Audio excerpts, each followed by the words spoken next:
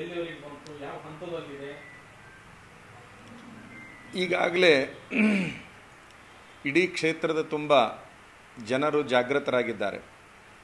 ನಾವು ಬಹಳಷ್ಟು ಜನರನ್ನು ಸಂಪರ್ಕ ಮಾಡ್ತಾ ಇದ್ದೇವೆ, ಬಹಳಷ್ಟು ನಾಯಕರನ್ನು ಕೂಡ ಸಂಪರ್ಕ ಮಾಡ್ತಾ ಇದ್ದೇವೆ.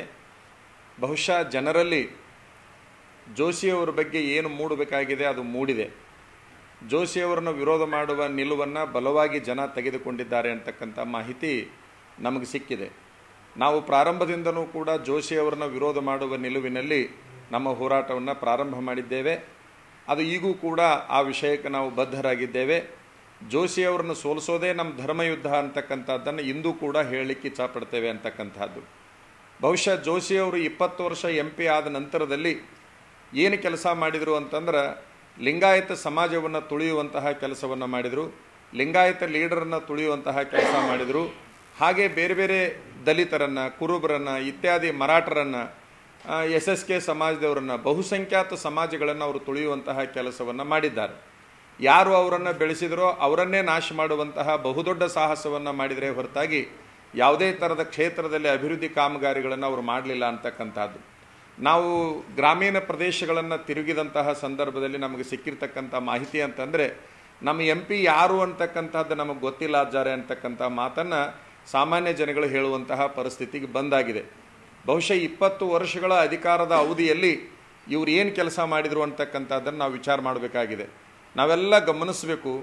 ಇವತ್ತಿನ ದಿವಸ ಎಷ್ಟೋ ಪರಂಪರೆಗಳನ್ನು ನಾಶ ಮಾಡುವಂತಹ ಕೆಲಸ ಮಾಡಿದರು. 20 ವರ್ಷ ಅಧಿಕಾರದ ಅವಧಿಯಲ್ಲಿ ನಾನು ಒಂದು ಆತ್ಮಾವಲೋಕನ ಮಾಡಿಕೊಳ್ಳಿಕ್ಕೆ ಇಚ್ಛಪಡ್ತೇನೆ. ಈಗ ಅವ್ರ ಹಿಂಬಾಲಕರಿಗೆ ನಾನು ಪ್ರಶ್ನೆ ಕೇಳಲಿಕ್ಕೆ ಇಚ್ಛಪಡ್ತೇನೆ. ಎಷ್ಟು ಜನ ನಿಮ್ಮನ್ನು ಕೇಂದ್ರದ ವಿವಿಧ ಖಾತೆಗಳಲ್ಲಿ ನಾಮನಿರ್ದೇಶನ ಮಾಡುವಂತಹ ಕೆಲಸವನ್ನು ಜೋಶಿಯವರು ಮಾಡಿದ್ದಾರೆ ಅಂತಕ್ಕಂತಹ ಪ್ರಶ್ನೆ ನಮ್ಮ ಮುಂದಿದೆ. ಅವರ ಸಮಾಜದವ್ರನ್ನ ಎಷ್ಟು ಮಂದಿ ಕೆಲಸಕ್ಕೆ ಸೇರಿಸಿದರು, ಇತರೆ ಸಮಾಜದವ್ರನ್ನ ಎಷ್ಟು ಜನ ಕೆಲಸಕ್ಕೆ ಅವರು ಸೇರಿಸಿದರು ಅಂತಕ್ಕಂಥ ಸರ್ವೆ ಆಗಬೇಕಾಗಿದೆ. ಅದ್ರ ಜೊತೆಗೆ ಇನ್ನೂ ಒಂದೇನು ಭಾಳ ಮಹತ್ವದ್ದಾಗಬೇಕಾಗಿದೆ ಅಂತಂದರೆ, ಅವರು ತಂದಿರುವಂತಹ ಅನುದಾನವನ್ನು ಎಲ್ಲೆಲ್ಲಿ ಬಳಸಿದ್ದಾರೆ ಅಂತಕ್ಕಂಥದ್ದನ್ನು ಕೂಡ ನಾವು ಸರ್ವೆ ಮಾಡಬೇಕಾಗಿದೆ ಅಂತಕ್ಕಂಥದ್ದು. 15 ವರ್ಷಗಳಿಂದ ಇಲ್ಲಿರ್ತಕ್ಕಂತಹ ಕೆಲವು ವೀರಶೈವ ಲಿಂಗಾಯತ ಮಠಗಳಿಗೆ ಮತ್ತು ಇತರೆ ಧಾರ್ಮಿಕ ಸಂಸ್ಥೆಗಳಿಗೆ ನಾವು ಅನುದಾನವನ್ನು ಕೊಡಬೇಕಂತ ಬೇಡಿಕೆ ಇಟ್ಟಾಗೂ ಕೂಡ 15 ವರ್ಷ ಕೇವಲ 5 ಲಕ್ಷ ರೂಪಾಯಿ ಅನುದಾನವನ್ನು ಕೊಡಲಿಕ್ಕೆ ಆಗದೇ ಇರುವಂತಹ ಇಂತಹ ದುರ್ಬಲ ಕೇಂದ್ರ ಸಚಿವರನ್ನು ಈ ಕ್ಷೇತ್ರದಿಂದ ಬದಲಾವಣೆ ಮಾಡಬೇಕಂತಕ್ಕಂತಹ ವಿಚಾರದಲ್ಲಿ ಎರಡು ಮಾತಿಲ್ಲ ಅಂತಕ್ಕಂಥದ್ದು. ಬಹುಶಃ ಯಾವ ರೀತಿ ಒಡೆದಾಳುವ ಕೆಲಸವನ್ನು ಅವರು ಮಾಡ್ತಾ ಇದ್ದಾರೆ ಅಂತಂದರೆ, ನಮ್ಮ ಹಿರಿಯ ಗುರುಗಳನ್ನು ನಿನ್ನಿನ ದಿವಸ ಒಂದು ಮನೆಯಲ್ಲಿ ಸಂಪರ್ಕ ಮಾಡಿದ್ದಾರೆ, ಭದ್ರಾಪುರದ ಒಂದು ಮನೆಯಲ್ಲಿ ಸಂಪರ್ಕ ಮಾಡಿದ್ದಾರೆ. ಭದ್ರಾಪುರದ ಸಹಜವಾಗಿ ನಾವೆಲ್ಲ ಸ್ವಾಮಿಗಳು ವೈರಿಗಳು ಬಂದರೂ ಕೂಡ ಅವ್ರನ್ನ ಮಾತಾಡಿಸ್ತಕ್ಕಂಥದ್ದು ಒಂದು ಸೌಜನ್ಯ ಸಂಸ್ಕೃತಿ ನಮ್ಮಲ್ಲಿ ಇರ್ತದೆ ಅಂತಕ್ಕಂಥದ್ದು. ಭಕ್ತರ ಮನೆಯಲ್ಲಿ ಭೇಟಿಯಾಗಿರ್ತಕ್ಕಂತಹ ಜೋಶಿಯವರು ಮಠಕ್ಕೆ ಹೋಗಿ ಭೇಟಿಯಾಗಿದ್ದೇನೆ, ಪೂಜೆ ಪುನಸ್ಕಾರಗಳನ್ನು ಸಲ್ಲಿಸಿ ಆಶೀರ್ವಾದವನ್ನು ಪಡೆದಿದ್ದೇನೆ, ಗೆದ್ದು ಬನ್ನಿ ಅಂತ ಆಶೀರ್ವಾದ ಮಾಡಿದ್ದಾರೆ ಅಂತ ಹೇಳಿ ಸುಳ್ಳು ಹೇಳಿಕೆಯನ್ನು ಕೊಡ್ತಕ್ಕಂಥದ್ದನ್ನು ಕೂಡ ಇವತ್ತಿನ ದಿವಸ ನಾನು ದಿನಪತ್ರಿಕೆಯಲ್ಲಿ ನೋಡಿದ್ದೇನೆ. ನಾನು ಕೇಳ್ತೇನೆ, ನಮ್ಮಿಬ್ಬರ ಗುರು ಶಿಷ್ಯರಲ್ಲಿ ದ್ವಂದ್ವವನ್ನು ಉಂಟು ಮಾಡ್ತಕ್ಕಂತಹ ನಿಮಗೆ ಏನಾದರೂ ನೈತಿಕತೆ ಐತೆ ಅಂತಕ್ಕಂಥದ್ದು.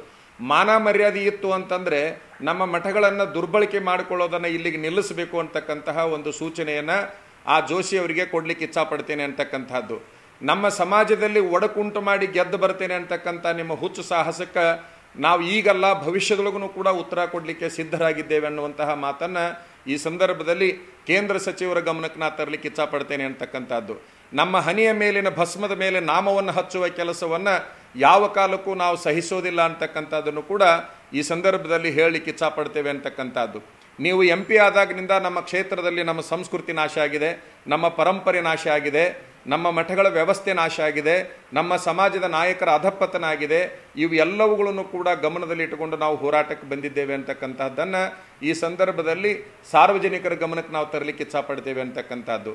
ಯಾವುದೇ ಪರಿಸ್ಥಿತಿಯಲ್ಲಿ ಜೋಶಿ ಅವರನ್ನ ಸೋಲಿಸಲೇಬೇಕು ಅನ್ನುವಂತಹ ನಿಲುವಿನಲ್ಲಿ ಬದ್ಧತೆ ಇದೆ ಹೊರತಾಗಿ ಯಾವುದೇ ಥರದ ದ್ವಂದ್ವ ನಿಲುವು ನಮ್ಮ ಹತ್ರ ಇಲ್ಲ ಅಂತಕ್ಕಂಥದ್ದನ್ನು ಸಾರ್ವಜನಿಕರ ಗಮನಕ್ಕೆ ನಾವು ತರಲಿಕ್ಕೆ ಇಚ್ಛಪಡ್ತೇವೆ ಅಂತಕ್ಕಂಥದ್ದು. ಕನ್ನಡಿಗರ ಮೆಚ್ಚಿನ ನಿಮ್ಮ ನ್ಯೂಸ್ 18 ಕನ್ನಡ ಈಗ ವಾಟ್ಸ್ಆಪ್ನಲ್ಲಿಯೂ ಲಭ್ಯ. ಕರ್ನಾಟಕ ಮತ್ತು ದೇಶ ವಿದೇಶದ 360 ಡಿಗ್ರಿ ಸುದ್ದಿ ವಿವರವನ್ನ ನೀವು ನಿಮ್ಮ ಕೈ ಬೆರಳುಗಳಲ್ಲಿಯೇ ಪಡೆಯೋದಿಕ್ಕೆ ಈ QR ಕೋಡ್ ಅನ್ನು ಸ್ಕ್ಯಾನ್ ಮಾಡಿ.